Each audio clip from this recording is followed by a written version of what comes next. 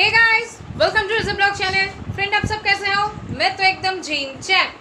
तो फ्रेंड, सबसे पहले मेरी बुजुर्गों को मेरा प्रणाम। जो मेरी उम्र के समान है उन लोगों को मेरी तरफ से बहुत बहुत प्यार, और जो लोग मेरी उम्र की सबसे छोटा है उन लोगों को मेरी तरफ से बहुत बहुत प्यार और आशीर्वाद। तो फ्रेंड, आपको तो पता ही है कि मैं वीडियो ज़्यादा लेंदी नहीं करती, बस कुछ टाइम के लिए आती हूँ, एक शॉर्ट सी पॉजिटिव वाली कहानी सुनाती हूँ और बाय बाय करके चली जाती हूँ। तो फ्रेंड, अभी तक आप लोगों ने जो लोगों ने मेरे चैनल को सब्सक्राइब नहीं किया है, प्लीज़ चैनल को सब्सक्राइब कर लेना विथ नोटिफिकेशन बेल के साथ। एक छोटा सा लाइक, एक कमेंट, एक शेयर तो बनता है ना। तो चलो ज़्यादा बक ना करती हुई आज की कहानी शुरू करते हैं। तो फ्रेंड, मैं कहानी शुरू करने से पहले आप लोगों से कुछ कहना चाहती हूँ। आप खुश हो ना? मैं भी खुश हूँ। फ्रेंड, कभी कभार मैं जब ब्लॉग में आती हूँ तो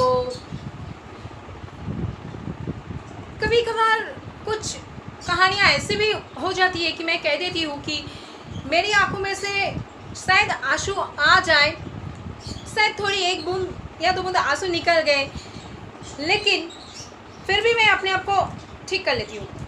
फ्रेंड, मैं खुश हूँ, आप भी खुश हो, लेकिन आपके दिल में भी मैं और मेरे दिल में भी कहीं ना कहीं पे कुछ ना कुछ तो दुख छुपा हुआ है ना? ज़रूर है, सबके दिल में है, मुझे पता है, मेरे दिल में भी है। लेकिन हम ऐसा ही है ना कि हम सबके सामने वो दुख दिखाते नहीं। स्पेशली लड़के लोग, जिन लोगों की शादी हो चुकी है, वो लोग तो कभी आने ही नहीं देते। चाहे कितनी भी परेशानियां हो या कितनी भी मन में कुछ भी हो, वो लोग अंदर ही अंदर उसको सोचते हैं, लेकिन कभी भी कुछ बाहर नहीं आने देते, दिखाते नहीं। तो चलो शुरू करते हैं आज की कहानी। तो फ्रेंड, आज की कहानी है कुछ खुश रहने के बारे में कहना। तो एक लड़का था, उसको काम चाहिए था अपने घर संसार चलाने के लिए, और दूसरी तरफ एक दुकानी थी, उसको काम के लिए एक लड़का चाहिए था ताकि जो उसकी दुकान में काम करे, क्योंकि उस दुकानी से अकेले वो दुकान संभाला नहीं जाता था। तो एक दिन वो लड़का उस दुकान में ही आया कुछ खरीदने के लिए। तो उस लड़के ने आया, कुछ सामान खरीदा, तो दुकानी ने कहा आपका कुल मिला के 500 रुपये हुए। तो उस लड़के ने कहा जी, आपको 300 रुपये में जितना हो सके आप मुझे दो, मैं बाकी सामान बाद में आके ले जाऊंगा। तो दुकानी ने कहा नहीं बेटा, तुम ले जाओ, तुम मुझे बाद में पैसा दे देना। तो उस लड़के ने कहा नहीं, मैं उधर नहीं रखना चाहती, क्योंकि मेरे पास अभी उतना पैसा नहीं है और मेरे पास कोई काम भी नहीं है। तो मैं कब काम मिलेगा, कब पैसे मिलेगा तो मैं आपको दूंगी, तो ऐसा नहीं, आप सामान रख दो। तो दुकानी ने कहा कि देखो, मुझे काम के लिए एक लड़का चाहिए, क्या आप मेरी दुकान पे काम करोगे? तो लड़के मन ही मन में अपने आप से कहने लगे कि मुझे तो काम भी चाहिए, तो चलो क्यों ना मैं यहाँ ही काम कर लेती हूँ। तो उस लड़के ने वह काम करना शुरू किया। लड़के भी खुश हुए कि उसे काम मिल गया संसार चलाने के लिए, और दुकानी भी खुश हुए कि उसे दुकान संभालने के लिए एक लड़का मिला। तो चलो दोनों ही खुश हुए। तो ऐसे दोनों काम करते थे। तो काम करते करते एक दिन लड़के ने क्या किया, दुकान में आना बंद किया। एक दिन दुकान में नहीं आए ऐसे ही, और उसने अपने मालिक को नहीं कहा कि क्यों नहीं आए, फ़ोन भी नहीं किया, कुछ मैसेज भी नहीं किया। उसने ऐसे ही बस एक दिन ऑफ कर दिया दुकान में आना। अगले दिन फिर से आए। तो जिस दिन उसने नहीं आए तो उसने मालिक ने सोचा कि शायद उसको कुछ पैसे की ज़रूरत है, तो मैं उसका तनख्वाह थोड़ी बढ़ा देती हूँ।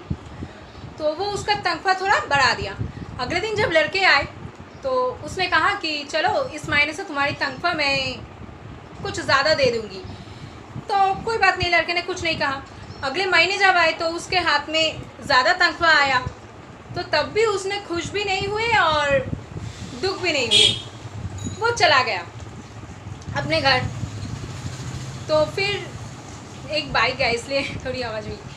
तो फिर क्या हुआ, और कुछ महीने बाद उसने फिर से एक दिन बिना मैसेज किए, बिना कहे उसने ऑफ कर दिया दुकान में आना। अगले दिन फिर से आए। तो जब उसने बाद में एक महीने में उसने फिर से ऑफ किया तो उस दुकानी ने सोचा, उसको थोड़ी बहुत गुस्सा आ गया। उसने सोचा अरे मैंने उसका तनख्वाह बढ़ाया, उसने मुझे धन्यवाद भी नहीं दिया, उसने खुश भी नहीं हुए, और फिर से अब इस बार भी उसने जब ऑफ़ किया तो मुझे कहने की ज़रूरत नहीं पड़ी उसको, तो मैं इस बार उसका तनख्वाह कम कर दूँगी। तो अगले महीने जब वो लड़का आया फिर से उसको कहा कि देख, पिछले महीने में मैं तुझे तनख्वाह बढ़ाया था और इस महीने में मैं तुझे तनख्वाह कम दूँगी। लड़के ने फिर से कुछ नहीं कहा, वो बस चुपचाप रहा। तो क्या हुआ, फिर से जब बाद में महीने आए, जो महीने बाद के महीने में, तो उसने उसका तनख्वाह थोड़ा कम कर दिया। तो लड़के ने तब भी कुछ नहीं कहा, खुश भी नहीं हुए, दुख भी नहीं हुए, वो फिर से अपने काम पे चला गया तनख्वाह लेके। तो मालिक ने सोचा अरे मैंने इसका तनख्वाह बढ़ाया, ये तब भी खुश नहीं हुआ, अब इसका तनख्वाह मैंने काट दिया तो ये अब भी कुछ मुझे कह नहीं रहा है, क्या है इसके दिल में। तो फिर वो जग गए और जाके उस लड़के से पूछा, सुन तुझे क्या हुआ है, मैंने जब पिछले महीने में तुझे तनख्वाह बढ़ा दिया तूने खुश नहीं हुआ, और इस महीने जब मैंने तेरा तनख्वाह कर दिया तो अभी तूने दुख भी नहीं हुआ, तूने मुझे कहा भी नहीं कुछ, क्यों। तो फिर लड़के ने कहा, friend this is the moral of the story friend, सुनना ध्यान से। उसने कहा कि मालिक पिछले महीने में जब आपने मेरा तनख्वाह बढ़ाया था तो तब मेरा एक छोटा सा लड़का हुआ था, मेरे लड़के का जन्म हुआ था, तो मैंने सोचा आपने जो तनख्वाह बढ़ा दिया शायद ये वो लड़का, मेरा बच्चा ये पैसा लेके आया है,